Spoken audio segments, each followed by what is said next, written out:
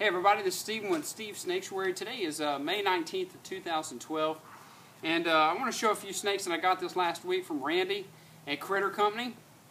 Awesome guy, really awesome guy. So if you're ever in the Shreveport-Bossier area, go over to Critter Company and ask to speak to Randy. He's a really cool guy. I guess I'll start with these first of all, since these are the nicest ones. He gave me some mud snakes. Now, I've got a real small mud snake in here that I caught, or that I actually had a buddy of mine catch. These are beautiful, beautiful animals. I love these. Let's see, there's one, two, he gave me three of them. Yeah, you can hold one in just a minute. Where's the other? Oh, here it is. And three.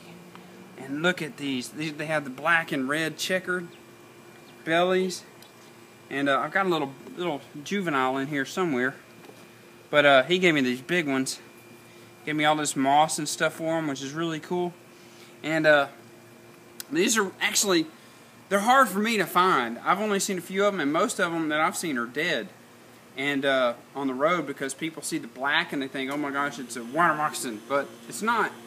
And these are one of the nicest snakes ever. They won't do anything to you. The only thing that they'll do is they take their little tails and they try to poke their tails into you. So it's really funny what they try to do, but you know, that's just trying to get their food. You know, it's just one of the things that they do to attract food for a defense mechanism. But these are some of the nicest snakes. They will never try to bite you. And I got a little one in there somewhere that I caught, but Randy gave me those.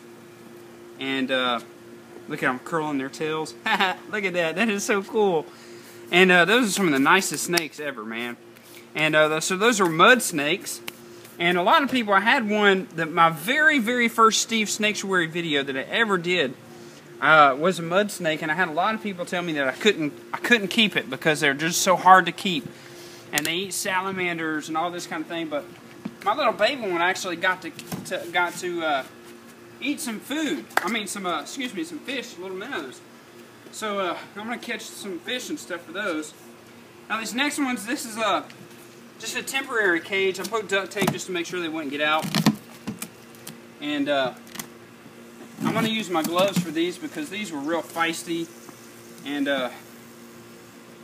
they were trying to bite Randy. So, and now these came in these were given to him. Uh-oh, I got two left gloves. Oh well. Let's see what I can do with this. Someone gave these to him as tan racers, but I believe these are buttermilk racers. And he said that I'm going to have to clean some mites off. I haven't seen any mites on them, but I'm going to clean them off and get a new cage. Like I said, this little Tupperware is just temporary. So, they're really fast, but they are so cool looking. Look at those. Look at those big eyes. Can you get the eyes? Hey, don't you bite my face. Oh, he's looking at my face. He wants to bite me. But the guy gave them to him as tan racers, but I believe they're buttermilk racers. I believe. Oh, see, bite my hand. Did you see that? That's why I have my gloves on. These aren't venomous, but they do like to bite. So, and they're really fast. Let's see what I can do to get this one back in here.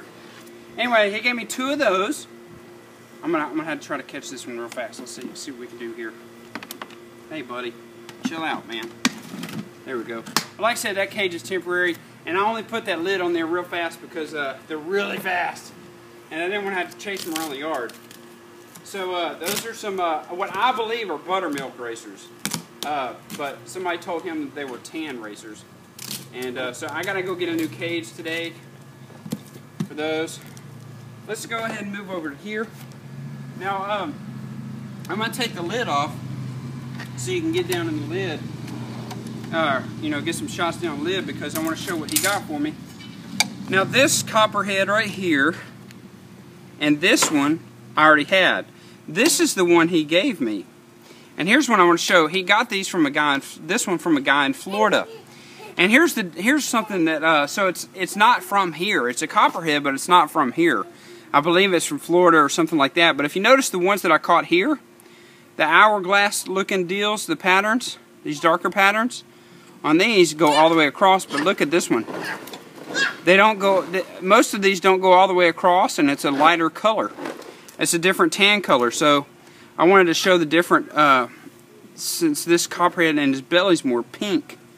See the pink on the belly? I don't know how well that camera's going to get that, but it's got more pink on the side here. And I know it's still a juvenile. His colors may change as it gets older, but I just wanted to show the differences. He got me this copperhead, and this one, I believe, if I remember correctly, he said he got from a guy in Florida. But how they look different. See, the patterns aren't connected. They're more irregular than these here that I caught here in Louisiana. So it's kind of neat seeing, you know, it's the same kind of snake, but it's from a different state. So I thought that was kind of neat, you know, seeing the different colors and things like that, patterns and things. And the last thing that I want to show that he got for me is a canebrake rattlesnake. We got us a juvenile canebrake rattlesnake. Now, I don't really want to take the lid off of this one because I had a really hard time. I had to switch cages twice for this one. Of course, it's still a juvenile, but beautiful snake. I love the colors on it. And he tried to get out twice on me. And look at the rattles, how small the rattles are. This thing was rattling at me. And to be honest with you, it has hardly ever rattled to me. But when it did rattle, it sounded like a little bee or something. It was definitely not as loud as my diamondback rattlesnake. You could barely hear the rattle.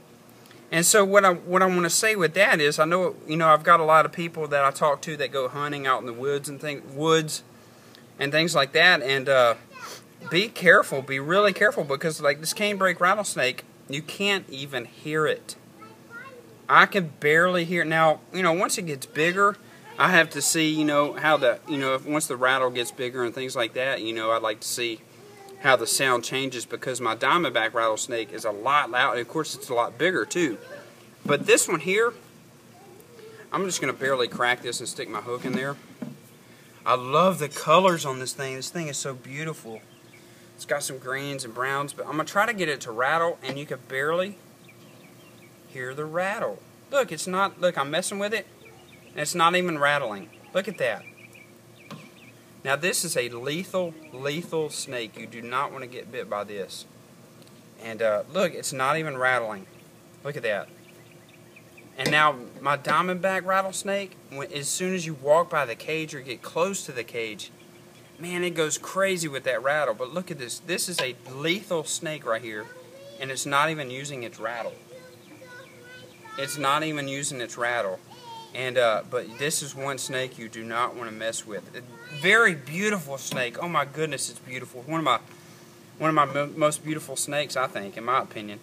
I love the greens, and I hope the colors are showing up. I really, really do hope the colors are showing up, because it is a very, very beautiful snake. But again, I really want to thank Randy at Critter Company for giving these snakes to me. I mean, it was awesome. This dude's an awesome guy, and knows a lot about snakes. We did the Snake Awareness Day together this last Monday. We had a Snake Awareness Day here in Louisiana, and it was he and I and a couple of other people who got up and spoke about different snakes.